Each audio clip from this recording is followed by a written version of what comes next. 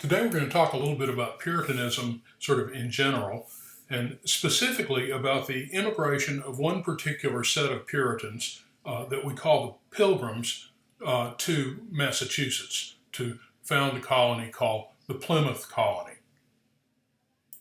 Now I need to take a minute here in the beginning to define a few terms. There are three kinds of Protestants in the 17th century that were given the derisive name Puritan. All these groups were Calvinists, that is, they followed the teachings of John Calvin. Like Calvin, they all despised Roman Catholicism, or anything that looked like Roman Catholicism. All of them were predestinarians, that is, they believed in the concept called predestination. Now, predestination is the idea that only a very few people will achieve grace, that is, will be allowed into heaven, and that there is nothing one can do personally that makes grace possible. That the elect, as they were called, those who are bound to glory, were chosen by God before the universe was even created. Predestination. Now, all of them believed in predestination. All Calvinists believe in that doctrine. All of them also believed that the Anglican Church, the Church of England that we talked about in the previous lecture, simply had not gone far enough in eradicating Catholicism from its services and doctrines. That the Church of England was badly in need of reform, was badly in need of purification. And so, of course, all of these folks are called Puritans by the English. Now, there are basically three flavors of Puritanism, and each one is just a little bit different. They are Presbyterians, non-separating Congregationalists, and separating Congregationalists. So let's take a little time to talk about what each one of them believe and what each one of them want.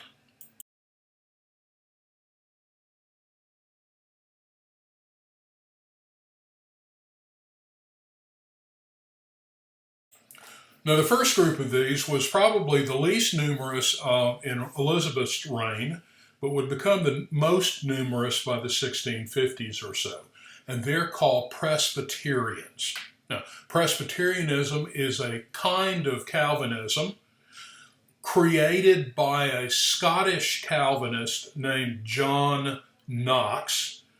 And Presbyterians believe in the following ideas. First, they want to get rid of bishops and replace them with assemblies of church elders called synods. Second, they want synods to make the rules and doctrines that govern all the churches. So essentially, this Congress of elders of individual churches would come together and decide on church doctrine. Finally, Presbyterians generally believe that there should be no separation between church and state, and that, in fact, the church should run the state.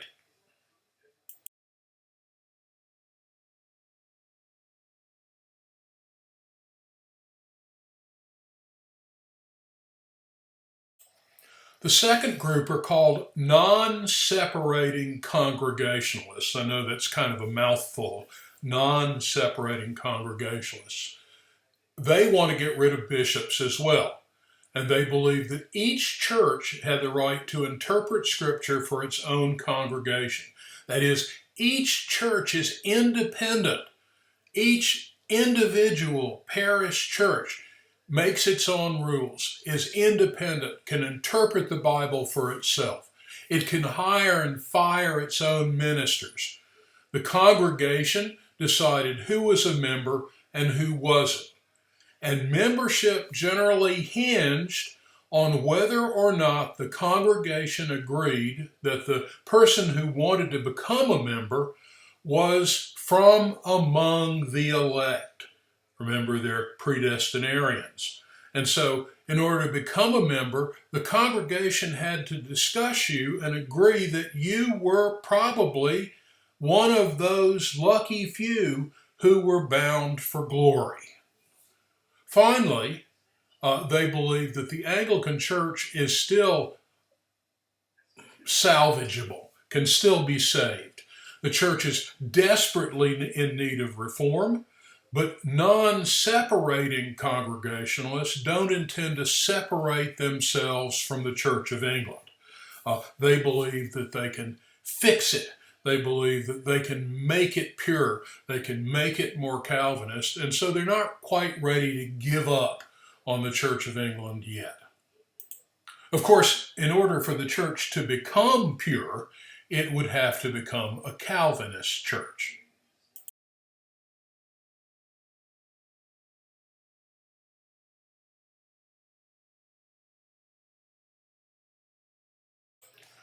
The last group are called separating Congregationalists. Now, like all the other Calvinists, they want to get rid of bishops because, after all, bishops are a holdover from Roman Catholicism. Like their non-separating brethren, they believe that each church has the right to interpret Scripture, to run itself. Each church should be independent, hire its own ministers. The congregation should decide who was a member and who wasn't. But unlike their non-separating brethren, they believe that the Anglican Church was in need of reform, still in need of reform, and was past the point of no return. They have given up on the Church of England. And that being the case, they've decided in many cases that they need to get out of England because there's no place for them in England anymore. They are true heretics. That is, they do not abide by the religion of the English Church.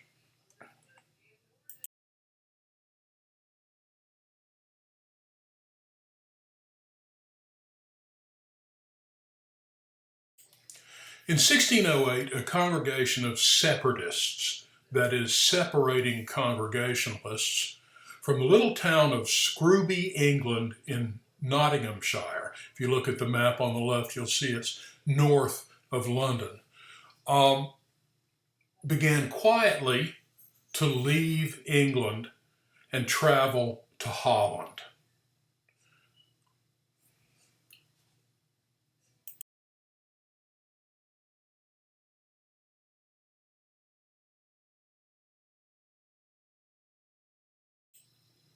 Once they arrived in Leyden, Holland, they began to worship in their own fashion among the Calvinists of the town of Leyden. But there were problems. First, they watched their children grow up in a Dutch community and feared that their children would gradually become Dutch rather than English. Secondly, they were not very happy with Calvinist religious worship and habits of their Dutch neighbors. Dutch Protestants celebrated Christmas and Easter, which the English Puritans simply refused to do because they considered them pagan holidays. Dutch Protestants sang and played music in their services, another practice that the Puritans simply could not abide. They were far too Catholic sounding. The Pilgrims, as they came to be called, were increasingly more uncomfortable with their Dutch Calvinist neighbors. Additionally, many of the Puritans who had come from Scrooby to Holland had been professional people, had been educated, had been trained, been craftsmen and artisans and lawyers back in England. And of course, since they refused to learn Dutch, they couldn't do any of those things in Holland, and they had become manual laborers, working for very low pay at very, very poor jobs.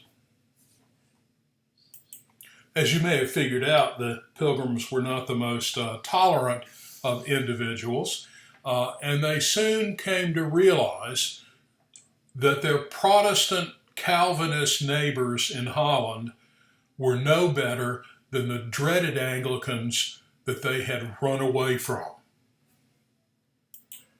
So less than enchanted with their Dutch Calvinist neighbors, leaders of the Scrooby group went back to England, met secretly with the Virginia Company, and obtained permission to settle as an independent community in Virginia.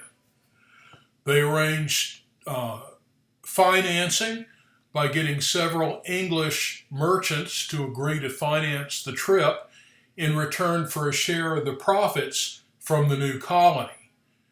In September 1620, the Mayflower, with 35 saints and 67 strangers, that is, non-church members, probably Anglicans who were coming to America under indentured servitude papers, strangers, stranger means you're not going to heaven, set sail for America.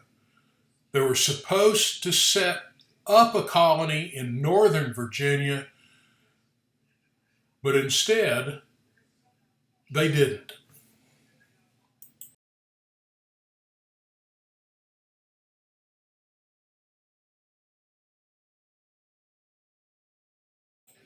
Now, you may remember a few days ago or a few lectures ago, I talked about the Northern Passage, the passage that left England and went up to the coast of Nova Scotia and Canada and then followed the coastline down to Virginia. The Northern Passage was more popular with the English because the Spanish didn't use it.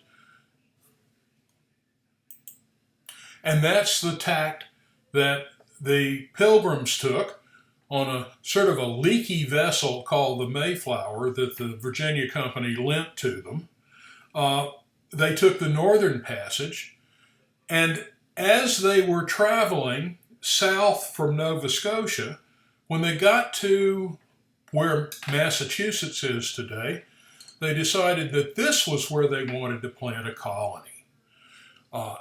They settled at a place called Plymouth, which would become Massachusetts. Now, Plymouth lay way outside of any chartered colony. It wasn't part of the Virginia Charter, and so they would be essentially breaking new ground.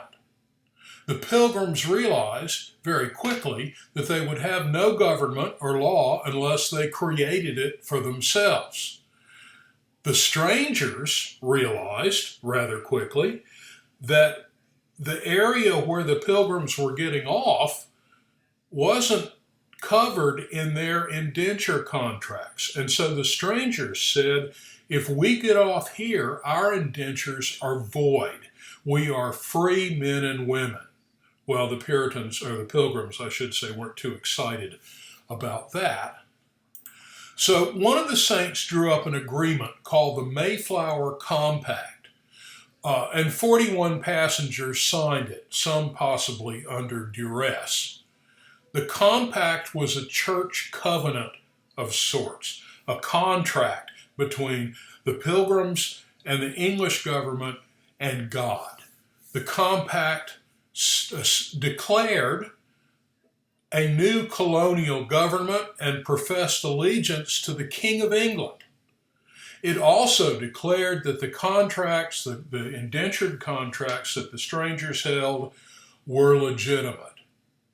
Now, this stuff all started as the ship was standing off of Plymouth Bay in the late fall, and by the time the Pilgrims had finished their compact and agreed to make landfall, the date was December 21st, 1620.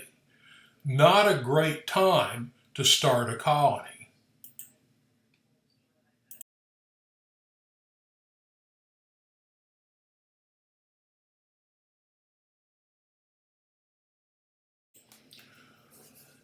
The first winter, Pilgrims froze and starved.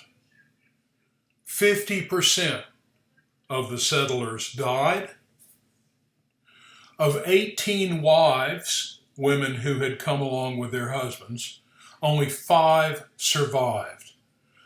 That they survived at all is attributable to a lonely Native American named Squanto.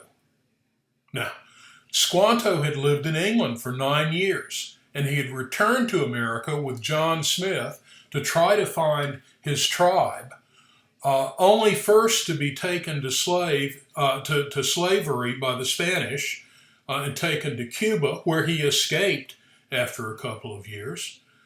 Squanto, by December of 1620, had finally returned to New England, his homeland, only to find that his tribe was all dead. So Squanto sort of adopted the Pilgrims. Before his arrival, things had gotten pretty awful.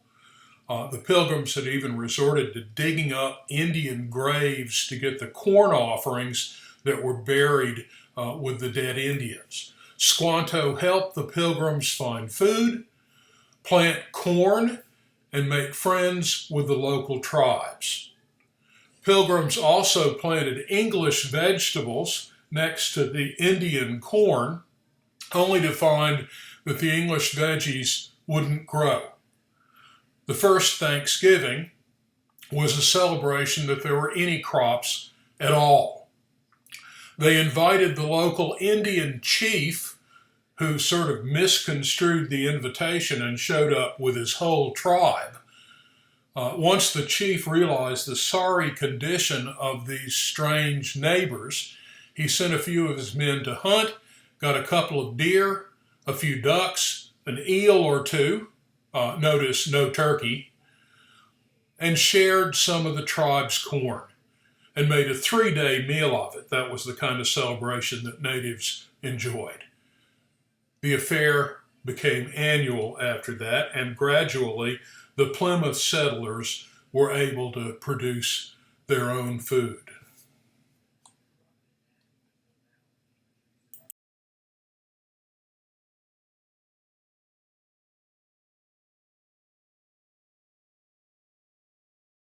The Plymouth colony was essentially the first important, enduring colony by the English in the northern part of North America. It would continue until 1630, when it would be absorbed into a larger Puritan colony called Massachusetts, created by the Massachusetts Bay Company. And we'll take a look at that next time.